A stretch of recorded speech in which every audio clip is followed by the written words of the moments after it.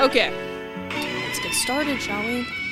Welcome to Million Hour Workweek, where we learn the stories and work life of entrepreneurs so that if you are looking to start this type of business, you'll have a little insight into what it takes to start, run, and successfully profit off of a business like this, and for the community to learn a little bit more about the person behind the business. Today I have here with me Carson Lamproe from Carson's Fireworks. Thank you so much for being on the podcast today. How are you? I'm good. I'm glad that you introduced what the show was because I still didn't know exactly what was going on. Yes, so that is what we are doing today, friend. You're actually here for a surprise. I'm just here to be here. Okay. Yeah, absolutely. Whatever you need me to do, I'm just... Perfect. Well, we're just going to be answering questions. That's really it. Just having a conversation for like an hour. Okay. Tell everyone who you are and a little bit about your fireworks stand. Hi, I'm Carson Lamproe. I've had a fireworks stand since I was, I think, 12. I used to have it out at my parents' house, and I started it because I wanted to buy an iPad, and then I bought an iPad, and then I've kept doing it since. So I moved locations, I think, 3 years ago, and been over there by where the Boxcar Barbecue used to be here in Sapulpa. Mm-hmm. Okay, we are going to learn a little bit about you before we get into the fireworks. Take me back to your childhood. What were you like when you were growing up? I don't know. I always had a love for like everything. I've always been interested in whatever somebody else was talking about or whatever I was thinking about. I always enjoyed hearing like the way other people talk about things and the different experiences that they have through their life. And it does show out in fireworks, especially. Yeah, because the number of the kinds of people that come through there are very different, and they're all excited to be there. Like sometimes people that like work in like public service and stuff, they see a lot of like bad stuff come through there. I have those same people coming through, but they're ecstatic and excited, and they're talking about what stuff that they like instead of like being down in the dumps. And I think that's always really fun. Yeah. You just like to get people's perspective on what they enjoy. Yeah, I get to see the other sides of people. There's people that come out there and they're like, there's a guy that goes over there and he drives a truck and we all call him Crazy Steve, but he like he's just a weird dude, buries money in his backyard and stuff. Okay. But he like is writing a book. Oh. Like there's about like a war vet that was like a girl, like one of the first women in the military, and like you would never look at him and be like, yeah, he's going to write about that. He knows how to write. Yes. But he's just having a great time. It's just interesting to see how different people act. How do you get those conversations started out while you're there? I don't know. Just tell you? I have no idea. Yeah. I think I'm a little bit less good at conversation on camera. Yeah. But I don't know. Sometimes they just pop up. Or they'll bring up something that they're excited about because it's like if you're talking to somebody who's excited about something, it's easier to talk about it. And so whenever I'm excited about talking about fireworks, they're excited to bring up things that they're also excited about. And it's just a fun time usually. Yeah, absolutely. Are you seeing a lot of repeat customers since you've been doing it? Oh, yeah. As long? Yeah. Have they followed you from site to site? Yep. Yeah. What was your first job? Was it the fireworks stand? Well, it was... working for my dad. We do all the mowing at the glass plant and stuff like that. So I would go mow there. I was like 14 driving down there, which still not legal. Yeah. But you know, farm kids get past with a lot of stuff. I wish farm tags and commercial tags were the same, but not absolutely. Quite. But I would go down there and mow and weed eat and do stuff like that, or I'd go pick up. I'd work on stuff in the shop. I'd paint. I'd do just stuff around there. Yeah. Did you make like a full paycheck or was it like an allowance type I probably didn't make anything. Yeah, perfect. They're like, you're actually going to learn volunteer and then you get to a pay. I remember picking up, he had a shop built and he told me and my sister that for every screw we picked up, we got a penny, and I got like $3 for like 4 hours of picking up screws off the ground. Yeah. So not exactly the smartest. Yeah. Smart on his part though. It worked. I think I've had that same experience. My dad was redoing the floors and he had taken up carpet and the staples. He's like, every staple that you get 5 cents. Yeah. It took me all night and I think I got like $5. I'm glad inflation helped you out because it wasn't there for me yet. Yeah. Todd said, I don't know about inflation. Not in this house, babes. We can't afford no 5 cents. Yeah. I don't know what you think this is. At what point did you realize that you wanted to own your own business? Was it just the iPad? It was literally, Really? it was as vain as that. Really? Yeah. And then it just kind of set you up moving forward? Yeah. I just kept, I didn't just buy, I didn't go out and spend all the money that I'd made from it. I took the extra and spent it on the iPad. And then the next year I was able to buy fireworks again. Did your parents help you with like money management or anything like that? They gave me the first, I think it was like 7,500, 8,000. And that was total like for building a little like 12 by 16 building. Or no, it was 8 by 16, I think. And then the fireworks. And then everything else, I mean, all the other miscellaneous stuff, cash box and all like little stuff, flags, stuff like that. But it ended up being about 7,500 or $8,000. And then after I made that back, I paid them back, I think half at a time. And so after about 2 or 3 years, I was on my own. Nice. Why did you decide on fireworks? Todd liked fireworks and I liked fireworks. Yeah. He said, we were talking about it whenever I was littler, and he was like, I always wanted to buy one or own one. And I was like, wow, I'll run it. Yeah. Well, I mean, hey, I would have never even thought to get into fireworks, honestly. Yeah. It's hard in Sapulpa because especially this year with how many there were. Yeah. It's like you go to any other city. It's like BA. BA's drowning in them, but people spend a lot more money in BA. Whereas over here,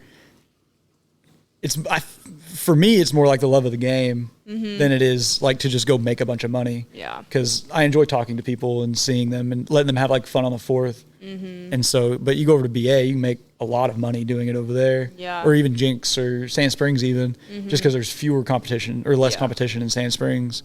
But this year, I think there was, how many was there? There was like 6.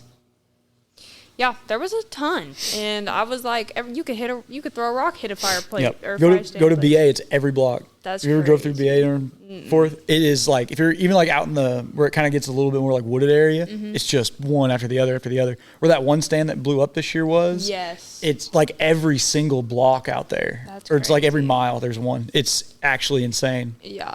How would about the fire? How did you ever hear how that started? Yeah, it was an electrical malfunction. Their first day open. So if you have a tent, you have to sleep. I don't know what the actual rules are. I've always heard that you're supposed to sleep in it. So like if you see a tent, there's somebody sleeping inside of it at night. Like they put a cot out, they cover all the fireworks up, and then somebody stays inside of the tent. They close it up around them. And then in the morning they open it up and then they get them out. But I don't think anybody was in there. Or at least if there was, nobody got hurt. Yeah. But they had closed up for the night after the first day they'd set up. And I don't know if they just didn't, I don't know how they do it. I don't know if they unplug at night or whatever, but they didn't. And the fire department said it was electrical malfunction. Yikes. Can't be taking risks like that. All it does is take one. Yeah, no, literally one spark in a room full of fireworks. What's something people think is easy about owning a business that isn't? About any business, or are you talking about fireworks like specifically? Just how quick and stressful it is. Like all businesses are stressful. They're always going to be, all the pressure is on you, especially if it's a small business. It's your name. It's, even if you're not using your name, it's your livelihood. And then when you have other people working for you, it becomes their livelihood that you have to stress about. But fireworks is unique in the fact that it's so short. And so you do all of your prep, and you don't have to do it all at one time. Whenever you find time, you can do it throughout the year. But for me this year, it was from June 5th. No, it was like June 11th whenever I started going out there and getting stuff put up. From June 11th to last weekend, which was July 10th or 11th. It is just long, hard days. Yeah. The beginning of it's really slow, and then everybody who owns a firework business goes through the same experience where you open up and then nobody shows up, and then nobody shows up for weeks, and you're like, oh my God, nobody's going to be here. I've done all of this work and I've put all of my time in, and no one's going to show up. And then the second, the third, and the fourth, everybody shows up. And it's just how and you repeat it every year. It doesn't matter how many times you do it. you will always on the third and this, or up until about the second or the first, maybe, you will just be so worried that like, where's all I've got this giant overhead I've got to cover, and and now I have 4 days to do it instead of 3 weeks. Yeah. Like it's a very fickle, very quick set of circumstances to be working in. Yeah.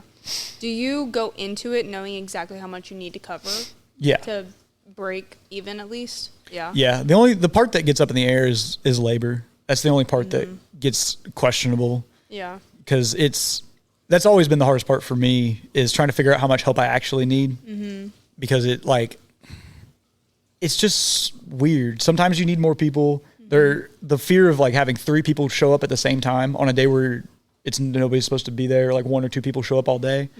All it takes is 3 people showing up at one time, and then it's just overwhelming, and it becomes all that you can do. Or you have one person come through and buy one of everything, or 2 of a couple things, and then you're spending the next hour and a half trying to restock after that one person. And so when you're actually busy, you have to have the ability to have the people be able to do that and still take care of everybody else, because you can't just stop going whenever that happens. Yeah. So how do you go into so with having help there, how do you calculate that into your cost that you need to cover? Because you have to pay all those people. Yeah, I've just been paying 15, just flat rate. Just a flat rate. Yeah, it's just flat rate. It's easier, it's simpler, and it's all cash in hand. And so I get to write off $600 a person on taxes, and so it all works out. Yeah. For everybody involved. Nice. You just keep that in mind whenever you go into a day. You're like, hey, yeah, this is the amount we got to make today. But I don't keep track of that like day to day, because there's no use in it. It's not like I was saying. You're not busy until the actual day of, and so you have like one other person out there with you.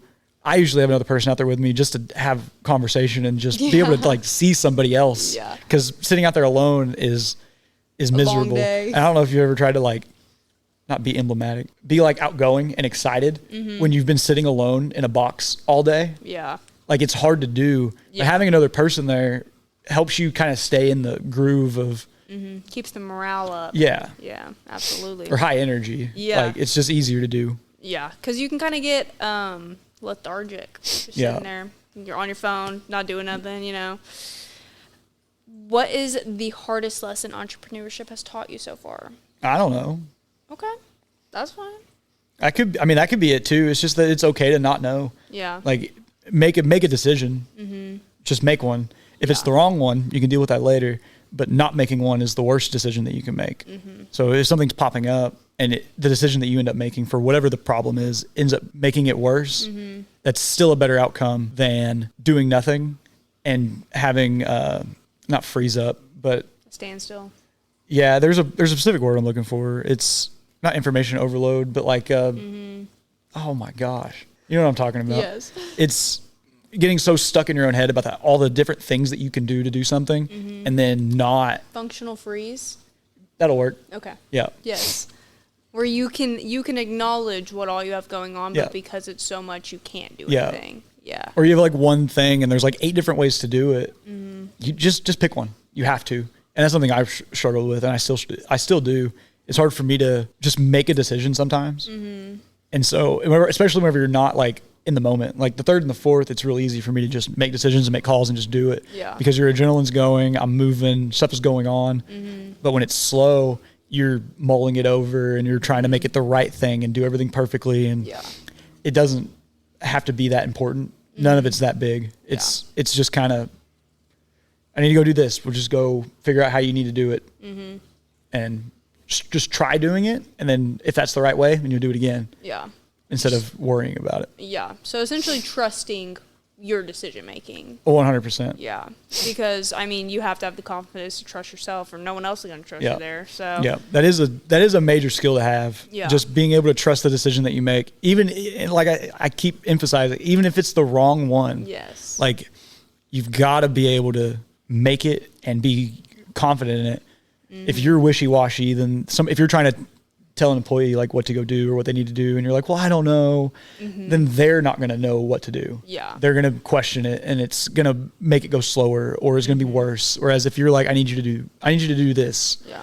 And you don't have to tell them exactly the steps. Like, the people are smart. They know what to do. They know how to do things. Yeah. So you can just say it and they can go do it. Yeah. If they can't do it, they'll come back to you, and then you go through it that way. But give them the faith too. Yeah. Just being able to continue to move forward in those moments. Yeah. And trust the people you employ, because that's why you employed them, is because you trust them.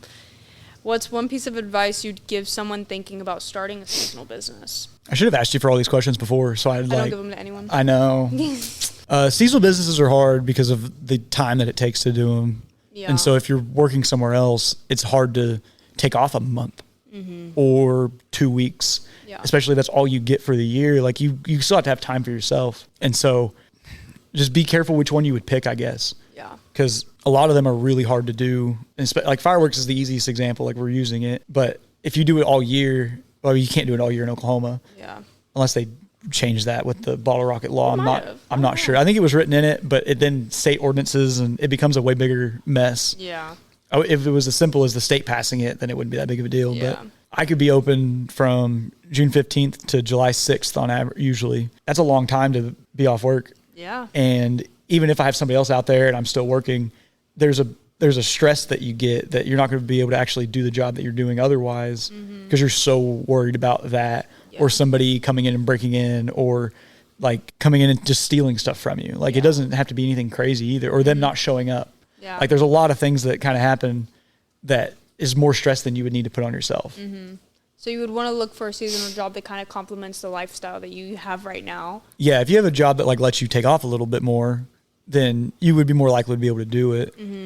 Or you could, and if you're working for like a blue collar job, and you can go talk to your boss and be like, hey, for like a month, I do this thing. And a lot of the times they're like, okay, whatever. Yeah. Like, and it all depends on what you're wanting. If you're wanting to grow in that company, then you probably shouldn't do that. But if you're just hanging around and you don't really care about where you're working at, even like, yeah, especially if you're trying to like use this to supplement a different business, like, then you kind of have to pick which way you're going to go with that. Yeah. There's a lot of people that do fireworks just to get money to go on vacation and then go on vacation. Well, that's a nice little habit. It's just a quick, like, you keep the amount to buy them, and then you take your profits and go on vacation with that. And then you buy the same amount next year. Like, it's just a way for people to go do stuff like that too. Yeah. Has this business changed you at all? In your opinion? It's made me more confident. Really? Like, and I've always been really good at talking to people. I'm more confident talking to people now, though. Yeah.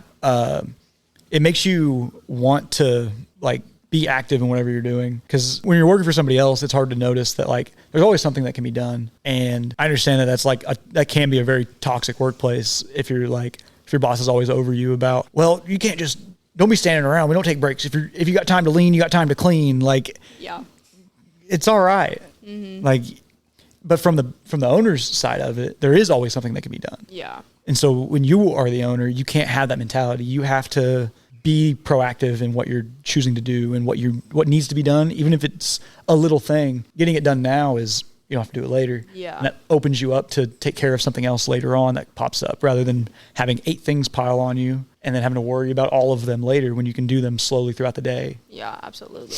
Because it really is like, there's a million things to do whenever you're a business owner, because you are in charge of every single thing. And if one thing fails, like, it's like a domino effect through the business. Yeah. And it's really hard to see that whenever you're an employee and not an employer. Well, and I kind of agree on the other side of that a little bit. Like, it's good to be perfect, but it's not possible. Yeah. And so if you miss something, don't like kill yourself trying to like get in there and worry about it. Just, oh no, you missed it.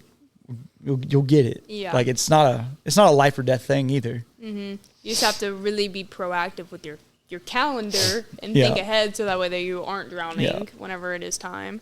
Has owning this business changed your definition of success? I don't think the business had anything to do with that. I think that's just just a me thing. Just with age? Yeah. How would you say that your perspective has changed? I mean, I used to think it was, I hate the way I'm going to sound, but I used to think that like it was all about money, which it is true until you have enough to be comfortable.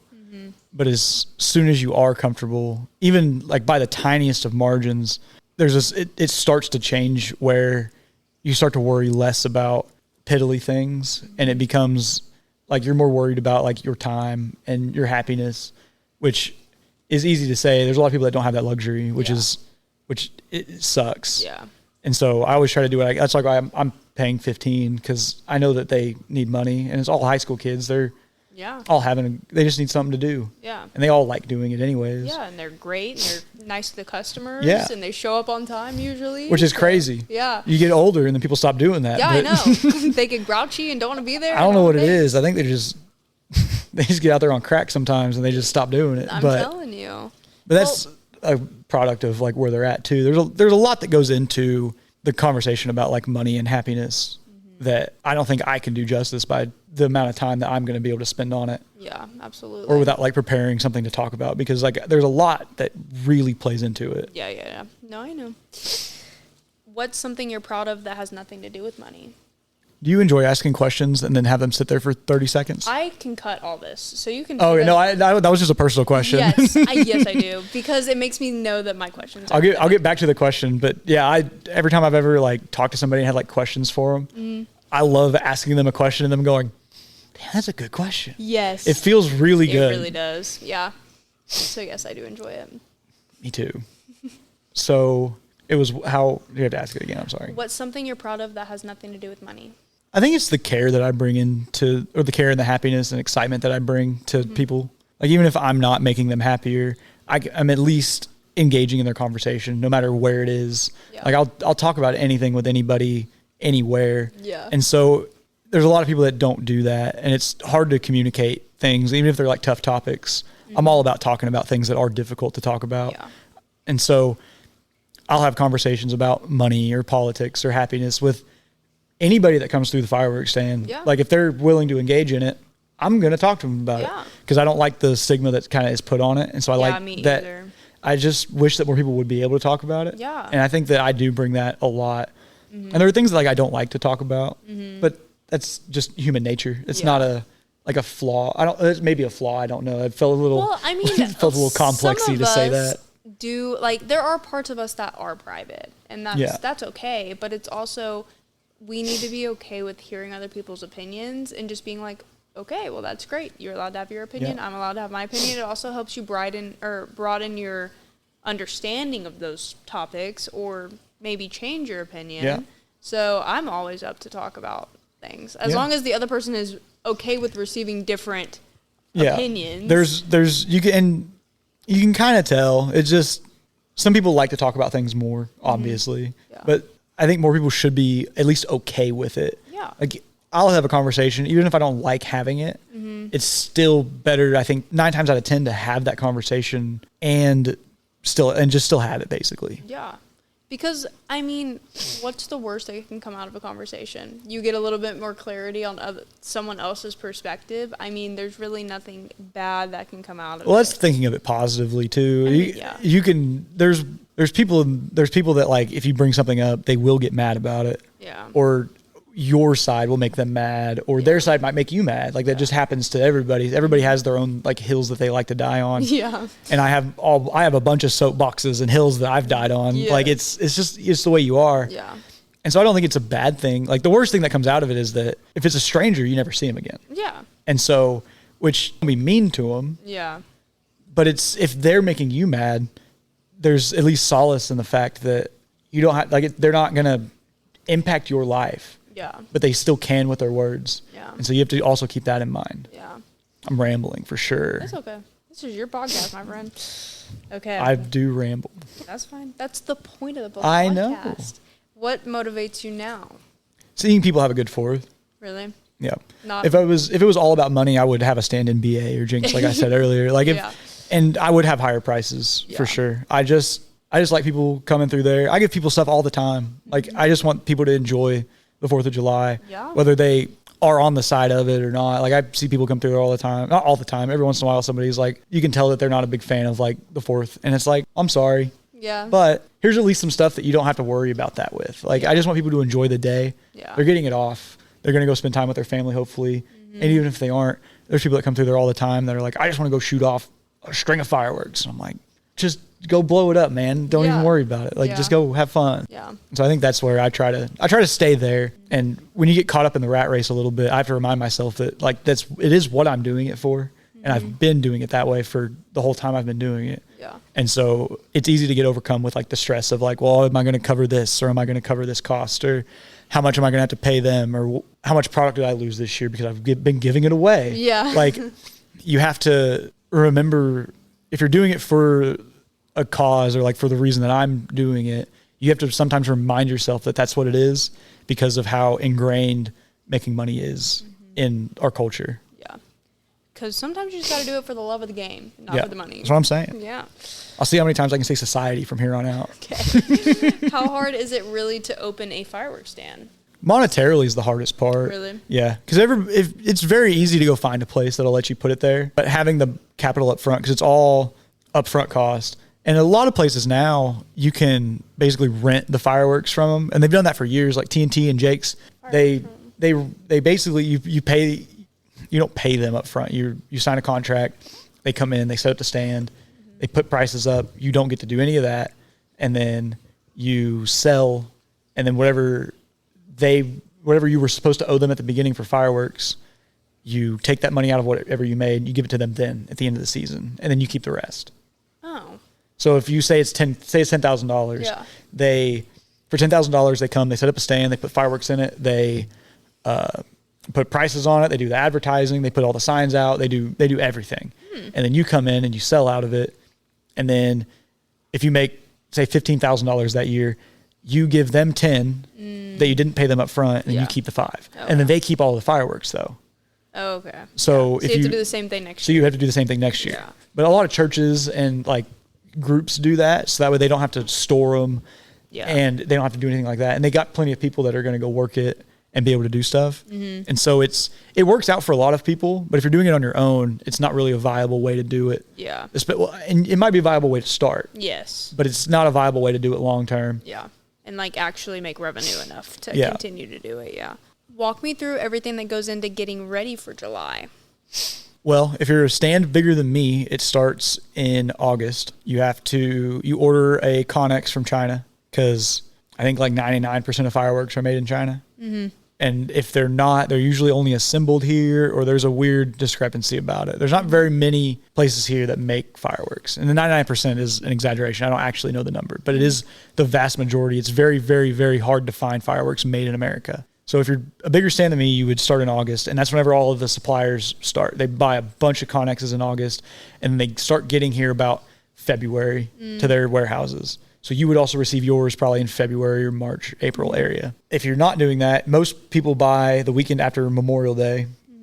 And so you get a hold of a salesman, get a hold of a wholesaler, and I drank a LaCroix before I came over here, and I'm going to burp straight into the mic here in a minute. Okay. But you go to the wholesaler, and you just find the regional salesman, and they'll help you through it. They have an idea of they obviously have an idea of what's going on. If you're in city limits, you got to get a permit from the city, and then from the wholesaler, you'll get a retail permit. You have to buy it from them, not from the city. You have a retail permit from them, and then you get it's a firework permit, I think specifically. And then whatever your rent is, you want to try to prepare and be ready to have everything ready by like June 1st. I'm trying to think, if you're building a stand, you need to have that. You can start on June 1st. It just needs to be put up and ready to go by probably June 21st is usually when people start setting up. June 21st to the 26th, I think, is usually about when people start. But getting fireworks here in Oklahoma, it's very quick, because we've got, especially in Sapulpa, because we have TNT over there. And then Jake's is in Kansas, is about 3 hours from here. And then the place I get from is Spirit of 76, and they're about 5 hours into Missouri. And so if you're making a big order, they have to deliver them to you, unless you have a CDL with a hazmat, which is not. Good Lord. Yeah, which is not something that people are getting. Yeah, just willy-nilly have it on them. Yeah, a CDL maybe, but a hazmat is crazy, because you got to renew that like every year. That's crazy. Yeah, it's too much work. Yeah. But everybody around here pretty much ships in like a day or two. That's pretty good. Or pretty close. Yeah. If you're ordering them that late, like after Memorial Day, it might take a week, but it's still quick. Yeah. Like they're all pretty centralized. And then I think in city, you just have the one permit. You have your sales tax permit, which is something you can do at any point in the year. It's not very much. It just is something. Mm-hmm. And then the part that does suck about fireworks is that like the way the taxes break down throughout the year. If you're in retail, you have two, or for me, I have two halves. Some people do it quarterly, some people do it monthly. Mm-hmm. But there's no way to do fireworks where you only file once for for like 3 weeks of money. Yeah. And so you end up having, for me, I have to file in like July, and then I have to wait till December to file July's firework sales. Yeah. So one of them, January. Are you putting in zero? Because like one of those halves, you're not. No, because it's in June, right? Oh, okay. The break is June to July, so So half of it's in June, half of it's in July. That's crazy. So you have to file your taxes twice. That's for 3 weeks. That's insane. Yep. Way to go, IRS. I'm sure I could call them. That's way too much work. It's fine. Yeah. OK Tap is perfectly fine. I don't need to try to recreate the wheel. They're doing great stuff. Yeah, you said I'll just do what they want me to do. What surprised you the most the first year you did it? Okay. Probably just holding the amount of cash that like I got. Yeah, because like I had a card machine. I had the old card machine, boomers, but you have like not thermal paper, but you have like not the lead paper, but like the paper that you write on and it covers the bottom. Mm-hmm. You have to put one of those down and you take their credit card and you set it on it and you have to slide the deal over it to mark their credit card down. That's crazy. Yep. To be able to run it, and then you have to turn it in. Yep. Wow. That was the only way that I was doing it. Hey, and you were getting it done. And not very well. Hey, you were still doing it. You still got an iPad on. I don't know what adults were doing handing their card to a 12-year-old. Not probably the brightest. No, go ahead. $100? Yeah. Go ahead. You write down my card number. That's fine. Thanks. I wish I still had them. They would hate me now. They would. You'd be like, actually, you've been buying fireworks for me every year since. Crazy. You just don't know it. That's crazy. I've been buying dinner with it. Actually, thanks for food. I appreciate it. Here's some fireworks. And yeah, of course. We'll trade. Return.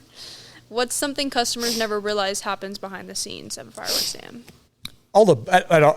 At my stand, all the horseplay that we do. Yeah. We have beach balls, or we usually, at some point during the year, we usually get really bored and take those beaded necklaces and you break them in half, and then you pull each bead off with your teeth and you shoot them through straws at each other. Oh, okay. Hey, if it keeps you entertained. Painful. Oh my gosh. Or ice. We'll break chunks of ice up and we'll shoot them through straws. Oh my gosh. Yeah. I bet that one hurts way worse. Beads hurt. Oh God. What's the biggest expense people wouldn't expect? Either fuel or electric. If you're putting in a power pole, it's close to $800 by the time it's all said and done. Yeah. And then if you're running a generator, it's the cost of the generator and probably $800 to $1,000 in fuel. Oh my gosh. How can you get a pole ran? You just set a temporary pole. So you buy a pole for like say $300 or $400, and then depending on how far away from the road you are, OG&E or whatever co-op is in charge of on that area, they'll come out and they'll run a new one off the transformer, off the main one. And then so you can set up a tent pole. Nice. And then at the end of the season, they'll come in and take it down, charge you for it. Oh, perfect.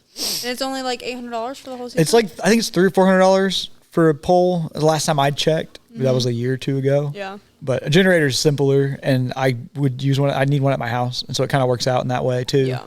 You just have an extra one. Yeah, it's just the way that I use it for. I don't use it throughout the year really. I mean, I haven't lost power in a while. Yeah. Or besides like tailgating or one-offs. I don't even. Oh, okay. Yeah, like it's like I have that generator. It basically just does fireworks. Okay, perfect. And so it works, but the fuel cost is the only part that does suck. Did that get to be a write-off? Yeah. Period. Do you get to write off a lot of stuff? I get to write off the whole month of June and July almost. Wow. Because I'm out there. I mean, because I have a camper out there, and so I basically live there.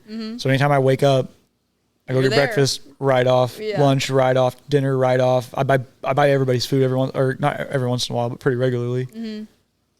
Nice. So I can write off basically everything. 30 days of Well, that's pretty good.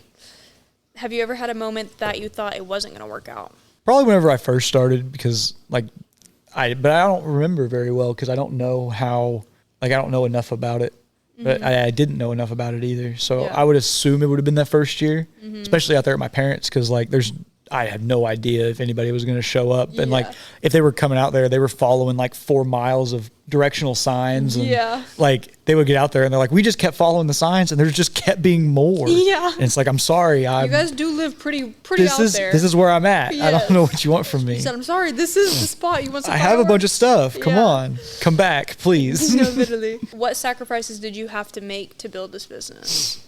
I mean, the whole month of June, like summer. Yeah. Just your time. You almost lose summer. Yeah. Because by the time you get set up, like if Memorial Day is the start of summer, you might get a weekend between Memorial Day and by the time you start getting stuff, you have to start doing stuff regularly. So you get like 1 weekend there, and then after July is over, you have to take down, and you got to do all of that, and then you do an inventory, and then you're doing taxes. And the taxes aren't like a long time, but it's just stuff that it gets onto your plate. And like I was saying earlier about sometimes you just got to get it done as soon as you remember it. Yeah. It doesn't always work. Sometimes you just are, like, especially at the end of the fourth, you're tired. Yeah. Like you can't, your brain function is losing everything. Yeah. And so you just want to go lay down and do nothing. But after that, you have about a month left. If you count all of August, you have about 30 days or however many August has. Yeah. But you just lose a lot of the time that people are out doing stuff, or like you don't get to enjoy the 4th specifically. Yeah. Like the best you get is like sitting in the stand watching everybody shoot off fireworks, which is nice now because I'm in town, and so I get to see everybody up on the hill or people behind me, or sometimes there are people out towards Kellyville that are shooting them off, like, or even down there by the by that gas pump. Yep. And the TP drive-in, they shot some stuff off this year. But that's really the biggest thing is you just lose out on like actual time with other people, and it is just because you don't get to leave. Have you had any issues with like, because you did this through high school? Yeah. So did you have any issues with like friends that were having issues with you being busy all summer? No. You just No. employed People are really accommodating. Like if you have a business, or especially at least around here and in my experience, there's some people that like have never owned a business or never been around people who've owned a business before. And they tend to struggle with how much time it takes because they're so used to like a 9 to 5 where you show up at 9, you leave at 5, and you're done. You don't take it home with you. Yeah. You don't have things to do at home for work. You're done. All of your time is in that day. But people who've been around people who own businesses are way more accommodating, and they're like, no, I understand. You're busy. Yeah. Like it's part of it. Yeah. And so everybody's always been real easygoing. Well, that's good. And then a lot of the time, though, when we were out at my parents', we would just have a party on the 4th. And so they would just be out there partying. Yeah. And I would be partying with them. And then I would just go over there and whenever somebody drove up and sell fireworks. Perfect. And so it didn't change a whole lot there. But out here, I can't do that. Yeah. But you have to have them come to you. Yeah. Be like, you can come hang with me at the stand. They do. Yes. They do. It was a fun time. I had a great time. You should come out there like earlier. I know. And I was planning on it. And I don't know if Kendall told you that, but I thought about it like 2 weeks before, but I was like, I'm not going to be able to produce an episode in 2 weeks before the 4th. But then she told me that you might not do it next year because of your renovation. So I was like, okay, we will be doing it on the 4th. I will be doing it next year. Okay, perfect. I was too stressed out this year. Oh, yeah. That was a rough day. Yeah, it's okay. What does a typical day look like for you, like from beginning to end during like busy season? Well, in the beginning, I wake up at 7. And then we take all the sheets off, get the cash box, get everything out there, and then we sit and wait. Sometimes I'll send someone to go get some coffee, or I'll go get some coffee. I'll go do something, go get some food, and then we'll hang out, and then lunch will come around. We'll get lunch, and then if anybody comes in between, that's what we do. And then towards the evening, same thing. We just kind of hang out and wait. There's not a whole lot going on. Yeah. And then earlier on in the season, I close about 9, and then I go home, take a shower, come back, and then wake up at 7. It's probably about 10 o'clock by the time I get home. And then later on in the season, I'm closing at like 10 or later. And I stop waking up at 7. But one of the girls that helps me, she's helped me for a few years. She gets there at 7 and just beats my door in until I wake up. And then I get up and then come outside and do all the other stuff. Well, good.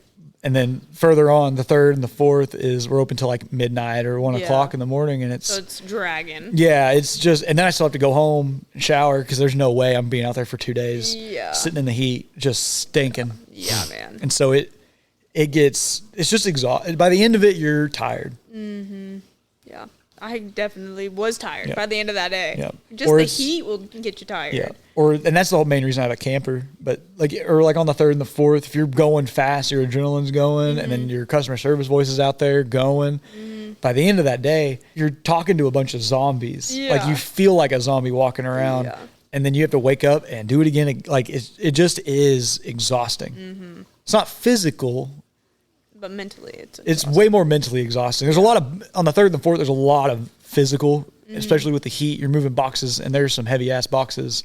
But for the most part, it's not like that physically demanding. It's just, can you sit in the heat for 14 hours a day? Yeah. Like, because it doesn't cool off. No. And it gets still and no wind and humid. What time did you leave? Did you leave at like 5? I think I did end up leaving at like 5. Yeah, that's right. Whenever it gets really hot, because that sun comes down through that stand and it just hits that back wall, and it is miserable in there. Hot. And whenever we were standing out there with the signs, dude, I about had a heat stroke. I forgot about that. Are there trends with fireworks? Yeah, they're just always illegal. Really? Yeah, everybody triangles? everybody wants triangles. They want snake bites or rattlesnakes, or they want 4-inch mortars, like just stuff. They want quarter sticks. Crazy stuff. I had a dude come up this year, and he sounded like he hasn't left the backwoods of Mississippi for 30 years. Oh my gosh. And he was mumbling his way. I can't do it into the mic. That would be disrespectful to the ability for you to understand me. But he was mumbling his way through it, and he like pulled out a package out of his pocket, and it had like 1 quarter stick left in it. And I was like, I can't sell those. I'm sorry. Yeah. This man's walking around with a bomb. You're like right by my fireworks stand. Like that's what it is. Yes.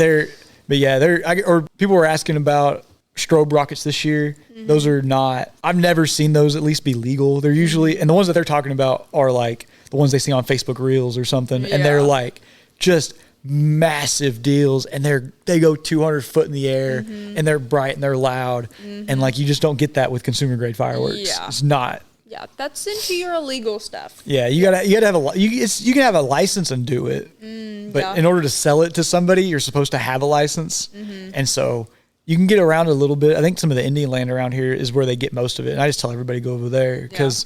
They're going to get it either way. They're going to keep going until they find it. There's no reason to. You might as well just help them out. Yeah. I'm like, I don't have it. I can't sell that to you. Yeah. But here's where I've heard that you can get it. Yeah. But I don't want to risk my license or the relationship I have with like the fire marshals and the bill. Like I don't want to, it's not. Like, I actually have a great reputation. I'm great actually. Yes. Yeah. Yeah. I don't want to. I love shooting them off. They're fun. We went and shot some off this year on the 4th. Yeah. We went up, I don't remember where we went somewhere, and they were all shooting off a bunch of stuff. And they had some stuff that I know I can't sell. Yeah. And I know where they got it at, but I don't know how they sold it. But that's a different. Yeah. That's too much. Problem. That's too much. Yeah. But they handed me a quarter stick, and I lit it and threw it. And he's like, "Here, now light this one." He said, "This one's homemade." And I'm like, "All right, let's get after it, buddy." Yeah. Like, come on. Yeah. You said, "Let's see what you got." But you're cooking up in the kitchen at your house. It's not. I'll shoot them off, but I'm not selling them. Yeah, that's a good thing. That you're a good fireworks salesman for keeping your self-control. I always get people asking. Everybody's asking for like one thing. Everybody sees one thing throughout the year, and then they all see the same one. Yeah, it's never like a creative like. People never ask about like cakes or like nobody's asking about fountains, and I think those are underrated for sure. Some fountains are really cool. But they're always asking about like some bomb or like, it's like, I can't, that's not even exciting. Yeah. You're like, you want a pipe bomb. Yeah. They're fun. Don't get me wrong. Yeah. They're really fun to go shoot. Yeah. But they're not, it's just something you saw like on the internet and then everybody saw it and then everybody wants to get it. Yeah. So you like need a picture on the outside that's like, we do not sell all of these illegal fireworks. Yeah, basically. Yeah. But we got bottle rockets this year. Hey, so we're getting there. What's your personal favorite firework? It's usually just the style of fireworks. There's of the cakes are the ones that go up and blow up and do all like the pretty colors, and sometimes they're not colored, but they the fewer shots they have, the bigger each boom is. And so from the legal side of it, the 9-shot, like 500 gram cakes are always, and have always been my favorites. Mm-hmm. Some of them are better than others, which is really weird to me. Yeah. Because they have the same amount of powder in them. Mm-hmm. Most of the price difference between them is like the chemicals that go in for like the colors in the air or the effects. Yeah. But it feels like some of them are just so much louder than others. And so those are always the ones that I've liked. I've never been a big fan of like the fans. Mm-hmm. I think them together are great. Mm-hmm. But if I had to pick between one of them, it's going to be those or even like this, like 6-inch mortars are cool. My 6-inch mortars, not these mortars, these mortars. Okay.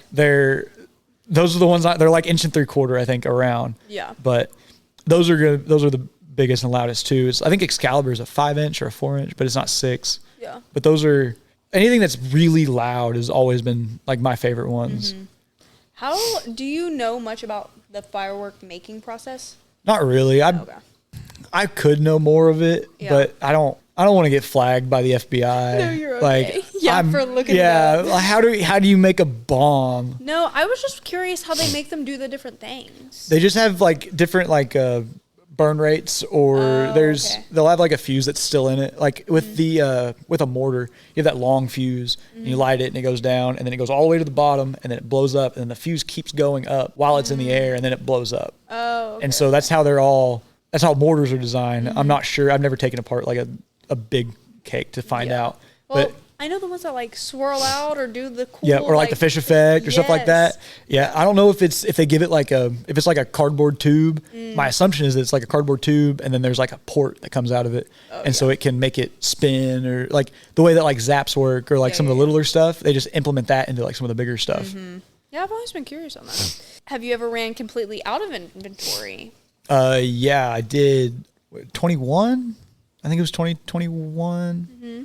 Yeah, it was. I went to, it was the only fireworks season that I didn't like actually work, except for the 3rd and the 4th. Mm-hmm. I went to Gulf Shores, Alabama with a buddy of mine for his birthday, and Shelton ran the stand, and I gave him like all the profit. I was like, you did all the work. That's so sweet of like, you. Go, like it's yours. You go ahead. Don't spend it all in one place. Yeah. Like, but so he ran it.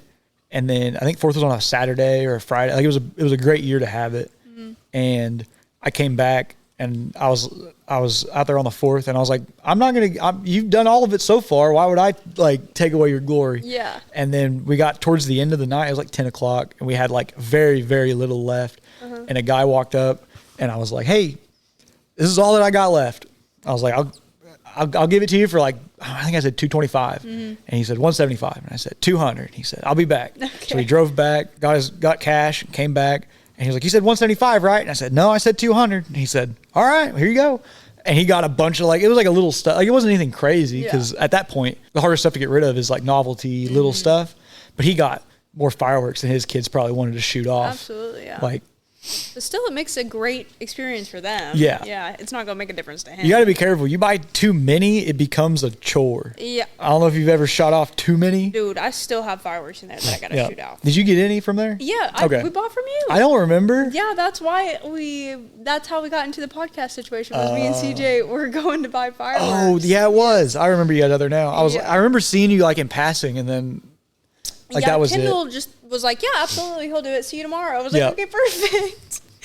You know, she's scheduling you for all types of stuff. I gotta be careful with Kendall. She likes to get too far out there, and then you gotta like rein her back in. Yeah, you're like, hey man, my schedule actually, I can't do that. Yeah, I do that all the time with like our Facebook, 'cause she's in charge of it, and I'll like read like one thing and like, hey, maybe chill out a little bit. Yeah. So and then about 3 months later, I'll be like, hey, chill out a little bit, and then everything works in between. She's fine. Yeah, but hey, she's trying to be proactive. I'm not hating on her at all. Just every once in a while, she's doing great. Yeah, she likes to make sure you got everything going like you should. She likes on top of it. She likes to slander other fireworks stands. So I have no. If it works. No, I don't care if it works. Just kidding. I ain't doing it. You said no, ma'am. We don't do that. Actually, I get on to her like once. She wrote something last year. They were standing out by the road. Yeah, and she wrote like. It was like, if you don't buy fireworks, you're a Democrat. And I was like, Kendall, we can't. Kendall, we can't do that. It's funny. It's funny. But please don't. I can't. Wow. They have money too. Yeah. That's actually. You can't. It might be a customer. Yeah. It can't be. I want everybody to come over there and spend money. I'm not telling nobody. I'm not saying anything to anybody. Don't discriminate nobody. I ain't saying nothing to nobody. What is one product everyone should experience at least once? Zaps. What's up? They're like what people. I compare them to like bees or what bees used to be, but they are just so much fun. They're just little bitty. They come in a pack of 6, and they're like, I think they were $1.50 this year. And you light it, and it spins for a second, and then it just makes this noise and shoots off. Oh yeah, and they are ladybugs. No, ladybugs shoot straight up in the air. Oh, these just shoot like just anywhere. Yeah, the way that like stupid fly, bro. What's it called? Sort of like a bottle rocket. Oh yes, but without the stick. Yeah. And they are the single greatest thing that they've ever invented over there. Like they are so much fun. Period. Like. Every time somebody comes through there, I'm telling them about it. Like, and it's because we actually love shooting them. It might be our favorite things to shoot off. Yeah. Like just any time. No, I get it. My favorite firework has been a ladybug since I was like 6. Did you guys get any zaps? Yeah. Oh no, I got ladybugs. I'll get you some zaps. Oh, they're you'll shoot one off and you'll go, oh, I get it. Yes. Yeah. Dude, I'll get you some of those though. They're actually some of the most fun, and you just can't stop shooting them. Mm-hmm. Like it used to be like that with firecrackers. Like you shoot off like a firecracker, and you're like, oh, that was fun. You throw another one, and you throw another one. Zaps are so much more fun than those like ever could dream to be. It's wild. Yeah, I'm gonna have to try them out. What is the biggest sale that you've made? I had total or like because just like in total from one person. It's hard to tell because people come back. Oh, so they'll buy like $300 one day, and then they'll come back and spend like $300 the next day. Yeah. And so the biggest one-time sale was this year. A guy spent like, I don't know, $1,000, $1,100. And then he came back on the 3rd and spent like another $200. Was he doing a show, putting on a show? Probably. Yeah. He was doing something with his kid. I don't think it was like just him and his kids. It was kind of insane. Like how much I was talking to him that next day. He came back and I was like, you shoot all that stuff off already? He goes, hell no. I'm like, I don't think you'll be able to. Yeah. You're like, you're going to be shooting those for a few years, Babs. You'll be sending your kids out there and you're like, hey, go. Yeah. Go take a torch and light this box on fire. Yes. How do you stay up with the industry and like new fireworks? And I usually don't. It's usually just what the wholesaler that I get from brings into me. Mm-hmm. There's not a lot to keep up with in terms of like consumer grade fireworks, and fireworks don't really change a whole lot. Yeah. I mean, there might be like a good cake like 1 year and then it'll be good for a long time. But in terms of like them being very different and different person to person, there's not a lot of like fun stuff, especially in the bigger stuff. I think fountains have a lot of really fun stuff that they do. And the little stuff kind of gets like zaps are the only like outlier to me in those. Like zaps, ladybugs are great. Yeah. But for the most part, most of them are like a tank that doesn't move. Yeah. Like they're not going to come out with a 500-gram tank. Yeah. That's like, they're just not going to do it. Nobody's going to buy it. But they've been doing a lot more stuff with fountains that I've noticed here recently, or maybe it's just because we never bought them growing up. But there's like, they're having like, not like a story, but like they're having like a thing that they do. Whereas like you watch like a cake and you're like, okay, it goes up and blows up and there's color. Yeah. But we had a fountain this year and it looked like a volcano, and it like put red smoke out and then it like gurgled out of it like a volcano. Oh. And then it starts getting higher, and then the smoke stops, and then it just gets insane, and it's like you're watching a volcano erupt. And there's a lot of fountains that they have like basically a story with them, and I think that's really cool. Yeah, it's like a little scenic. It is. It's people just don't like fountains, and I get it. They're not big and loud, but they are nonetheless still really cool in what they're doing. Yeah. And kids love them. I love them. Yeah, like I don't understand why people got such a thing against them. They always have. Yeah, it's weird. Even like the little ones, big. I have 500-gram fountains, and like people just glaze right over them, and I'm like, fair point. Yeah. But you're missing out on what is like. You go fire a cake off, it's like a minute usually, 45 seconds max usually. Fountains will go on for like 2 or 3 minutes. Like they're a long standing thing, and so it's just. I don't know, but people just don't like the idea of like lighting their money on fire. Yeah. That's like the one thing that people see whenever they see a fountain specifically. And fireworks in general, some people just see it, but they just see a fountain as just going up in flames. But like a lot of them are really cool. Yeah. Like my gauge for like stuff like that is, do you forget how much you paid for it whenever you shoot it off? Yeah. Like, cause there's a lot of people then like, that's like the biggest deal is like how much stuff costs, especially right now when people that are like that people that have lower income are spending less than they ever have. They're more concerned with like the value they're getting out of their dollar. And so if you have a firework and you shoot it off and you bought it, and then if you remember how much it cost, you're not going to be like, oh, that was worth it. Yeah. If it was cool and it was amazing and you loved every second of it, and you're like, oh, that was $100, you're going to be like, oh, no. But if it's cool enough that they forget how much they spent on it, they'll love it forever. Like it's just one of those things. The cooler ones, you forget how much money it was. Yeah, absolutely. And it's worth it. Just the experience. I mean, like, we're only here for so long. You got to experience stuff and have a great time. Yeah. What is one safety tip that could actually save someone's life? Soak your fireworks down after you shoot them off. Wet every one of them down at the end of the night. That's good. Yeah. Every time. We've had some pop back on fire at my parents' out there in the field. I was sitting up in a chair by the stand. We were like, I don't know, 200 yards away or something. And I'm looking down the front pasture and I just see smoke come out. And I was like, hey, go get an ice chest. And they filled an ice chest up with water. And about halfway down to it, it just went and went up in flames. Yeah. And then 2 years ago, it was 2 years ago or last year, one of the two, last year or 2 years ago, I was driving back to my house in town to take a shower on the night of the 4th, I think. And I drive home, I take a shower, I get dressed, I leave, and I go to a stop sign, I look to my left, and there's a pile of fireworks that are on fire out in front of somebody's house. And I was like, oh shit. Yeah. So I drive around the corner to an old buddy of mine, and I was like, hey Josh, wake up.